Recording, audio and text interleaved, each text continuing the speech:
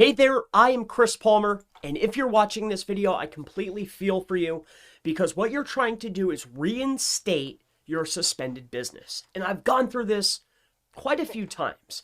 Now, the tips that I want to lay out for you today are going to be, I'm going to give you a bunch of them. But first and foremost, I'll share with you the reinstatement request form. I'll share with you the both ways that you do that. I'll also give you some helpful tips if this doesn't work and you just want to get in contact with Google, because sometimes that's the best case scenario. And I'll also share with you, because I get asked quite a bit, Chris, you've gotten your business suspended and they'll ask you for your business ID, but you're suspended and you can't get in. I'll share with you how you can find that now.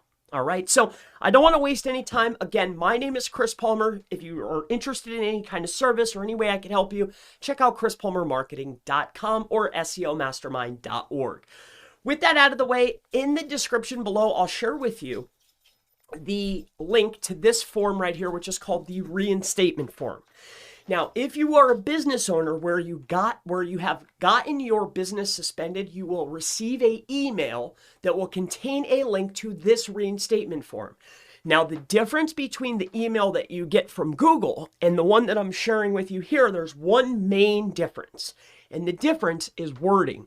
When you fill this form out here, did you already submit? Obviously, you're going to say no, but instead of this saying that you're a representative, the one that's inside your email, you're submitting as the owner. Now, it's always best practice to fill out two, because I've had the best success getting businesses back and reinstated by filling out both. And this is exactly what these companies will do. They'll fill out two reinstatement forms, right? So you'll fill out the one that you get in the email. You'll go through here and you're going to fill this out. Yes. Does your Google business profile comply with the quality guidelines? Yes. Is your business permanently located? Yes. Have you entered an accurate street address or service area for your business? Yes. Does your business operate in the service area? In other words, does your business require your authorized representative of the business to travel to the customer's location? Yes. Do you conduct face-to-face business at your location? That's whether it might be yes or no. Yes. Do you have multiple profiles of the same location? No. Okay. And then this is where a lot of people might get stuck. All right. A lot of people might get stuck at this particular portion of the form, regardless if the form is the one for you as the owner that comes to your email, or you're filling it out as a representative. Because when you're filling this out, your name, your email address, the name of your business, right? What address or service area are you in? But this is the one that I got a lot of questions about. The business profile ID, okay? Let me share with you now, because I'm sure you could fill out the rest, right? Here's the phone number. Please provide additional details. You need to put something in here. You don't have to go into complete detail. Do a 1, here's one reason. 2, here's another reason. Because I assure you that this, for the most part, is not manual. This is an automatic process. Do you fill this out? I had multiple businesses that I just filled out all of the information, and it was 50-50. It's 50-50 if you get it back, okay?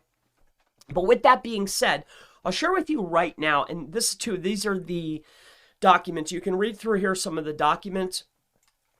I won't get into what we did and how we know that this is literally just a automatic. It's either a yes or a no. It's 50-50.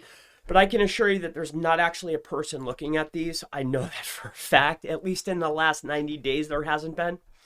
But let me share with you where you get your business ID from. So I have a suspended business here. I had a past location when I moved, they suspended the listing because I went in there and it's at a different location in New York. I opened it up inside of a different email. I got it disabled, and I said, hey, I have a new address. But anyway, it's suspended, right?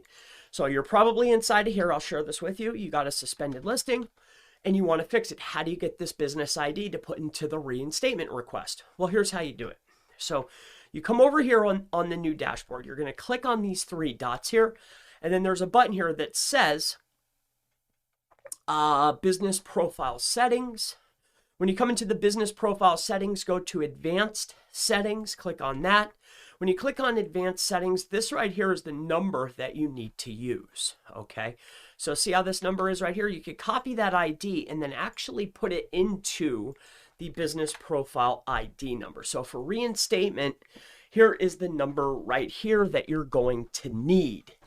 Now, I've talked about the first form that you get inside of your email that you're going to submit the reinstatement form as the owner. I've also talked about sending in a reinstatement form as a representative.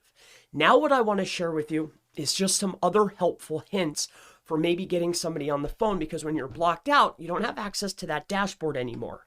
So after filling both of these out, if you still cannot get if you're a legitimate business and you still can't get it to show up, there's one last thing that you can do, and it's go into the same exact address. If you go into the actual address, let's say that this is your business address, okay? Go into the same exact place, okay? So let's just say it's 123 Meadow Lane, okay? I'm just using, this is just a hypothetical situation, okay? You're going to go into the actual business address. It could be in the same exact building. You'll right click and add your business again. Add it one last time. And here's why. If you add the business in, this is if everything else fails. Add the business in. And when you're actually trying to get a unique listing, even though it's not verified unless it verifies for you, Google's going to give you the opportunity to be able to contact them. Because did you notice inside of the suspension you can't get in contact with them?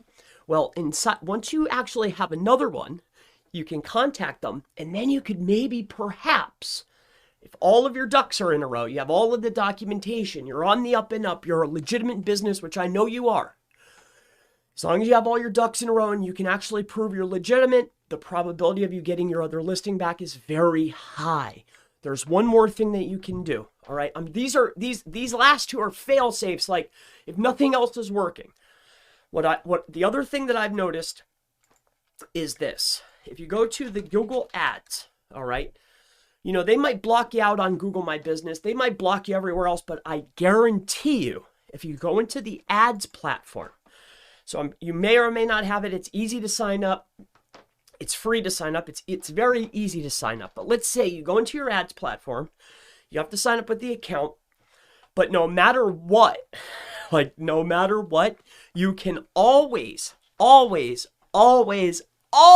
get someone on the phone through the ads platform. Verify support request, like contact us. You can always get an actual person through the ads platform. All right. They can, and if the first person won't do it, try it again. There's tons of them. I've never gotten the same person twice ever. Okay. Whether I needed help with ads or other ways to get in contact with Google.